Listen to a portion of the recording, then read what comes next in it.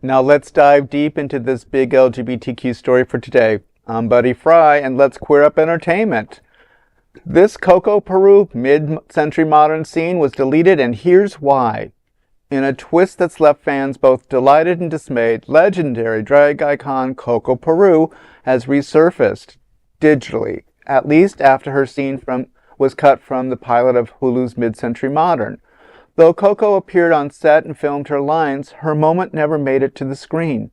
Actor Matt Bomer told the Los Angeles Times the cut scene was his favorite bit from that first episode, but fed into, quote, one joke that proved to be too racy, end of quote. The joke? A mishap involving spilt drinks and jizz. Coco herself explained, I worked for 2 weeks on the show, and because the show had to be shortened, my scenes were cut even before started filming. Perhaps jokes about jizz just aren't Hulu's thing.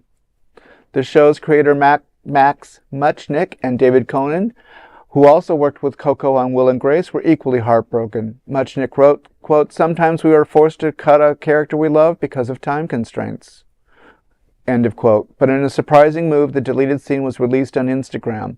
As Coco serves up a drink called a slow fin jizz, prompting Arthur to question, don't you mean a slow gin fizz? Coco fires back, sweetheart, take a look around. I meant what I said. Well, of course Coco had that line. Come on. Come on, that's a perfect line.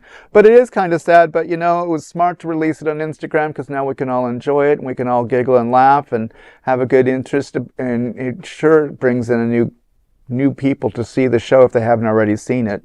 It's an amazing little It's a great show. I just wish they'd quit comparing it to Golden Girls because it's not Golden Girls. Okay, well, his name is Bunny, and the other one is Art. So B. Arthur is right there. The way the stage is That's set just up, coincidental. yeah, never. I mean, they come in from the left, they cut across to the kitchen, the background is the backyard. Other than the fact that they're in Palm Springs, it's the exact same set, and almost everything happens in the kitchen around the table. Let it be its own show. Let it be its own show. But it's brilliant. It's almost like watching Broadway. It's like watching Hot in Cleveland. Yes. Bringing back people you haven't seen in ages that are just classic characers and from Linda that we Lavin, know. God bless Linda her. Lavin, and they did a great job because no secret, Linda Lavin recently died.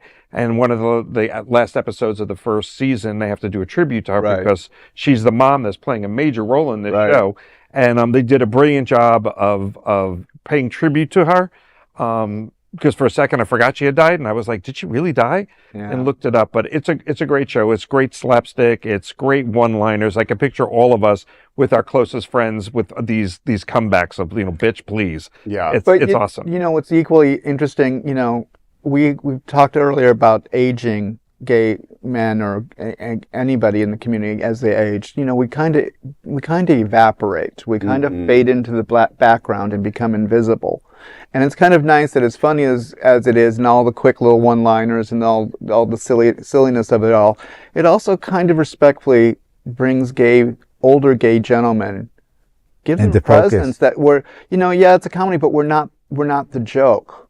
We're the ones making the joke. We're no longer the punchline. Yeah. And I kind of appreciate that a lot. And even like Linda Lavin, it's kind of fun to make fun of the stereotypic Jewish mom, but she was she had some good moments of, a lot of heart given out of there and a lot of love. So it's nice to see that. And the creators of the show, you compare it to Broadway. If you even just go back to watch like a Will and Grace episode, it doesn't play like a sitcom would play today at all. It does feel like a Broadway show. And I'm assuming, just as Will and Grace did, they're going to be experts at bringing in so many guest stars into this mix of people.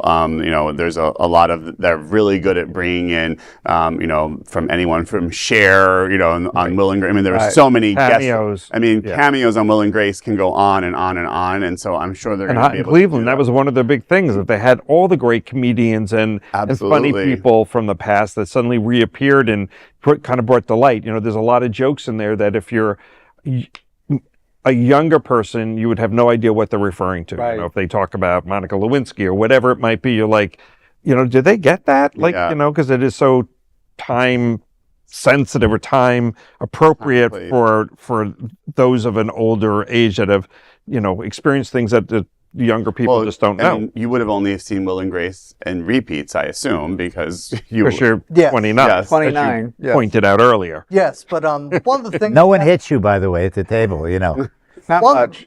One of the things I definitely have thought about when it came to this story, and first off, I will say for anybody who hasn't watched Mid-Century Modern, highly recommend it. I watched it over the course of an entire weekend. I have no shame in saying that out loud.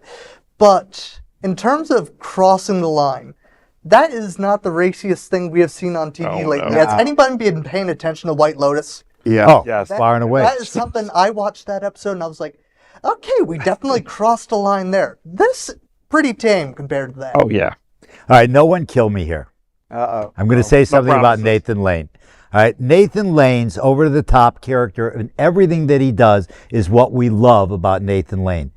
I just felt he was a little too over the top, even for Nathan Lane in the series. Anybody feel that? I have not watched the series yet, so I will take note of that. I was Guys, no, yes. that it was sad that this show would have been I think a perfect format for a Leslie Jordan, who sadly passed away also. And the last show that Leslie Jordan was on, I cannot think of the name of that show. It was Call Me Cat. Call Me Cat was, he was, so underrated on that show and didn't get, I think he should have got Emmy attention for his comic portrayal. He would have been a perfect character on a show like this. And I'm sure it's a gamble for any of the writers. Then they choose older characters, especially if they're leads like a Betty White. Yeah. That they're in their 90s, and like any day you can get a call that say they're not back, and what do you do with the show? Especially if they're playing a lead role, Right. But it's such a delightful, funny, loving show, and I highly recommend it. I think it's so cool that a show like that is on Hulu. Okay, and I think it's so wonderful that it's appealing to, like you said, a Will and Grace, to a cross-section of people that will watch it and see real gay characters, not pretending to be gay, but real gay, a little over the top, but real gay characters portraying some really funny stuff. And I'm really glad to finally see something like that. Like Golden Girls, with heart and with commentary that is relevant to the times that we live in, About real people. and they're touching on subjects that, like Golden Girls, that touched on that is great to hear them talk about things that and bring them up about whatever it might be. He's got a great relationship with his sister, and just that whole like family thing. And there's one really good line in there where he says something about she said something about disappointment or whatever it was, Linda Lavin, and he said, so if I just started doing that 3, I could have just avoided this whole thing. And she left the room like, I'm out of here if you're going to talk about that. That's all I needed to know. I wish I knew that when I was 3. I could have gotten rid of her a long time ago. But Yeah, but it's also important that the premise of the story is that these 3 gentlemen, even if the youngest one is in his 40s, which makes me laugh, they're talking about how gay men age without family. Yeah. And the concept of bringing families, or creating that family, and and especially in Palm Springs, one of the most gay-friendly communities in the country, with one of the few LGBTQ retirement communities that I know of. Right. So I think it's touching on a lot of things, even if it is there's a few characteristic moments where Matt's a little too dumb to be taken serious, but Betty White. Sorry. Yeah, but it is what it is, and it's a lot. It's nice to have that representation that's closer to reality than ever before. That's great. Well, that is a big LGBTQ story for today. There is no other queer nonprofit media platform like this in the entire world. Support our LGBTQ stories by subscribing and sharing Queer News Tonight.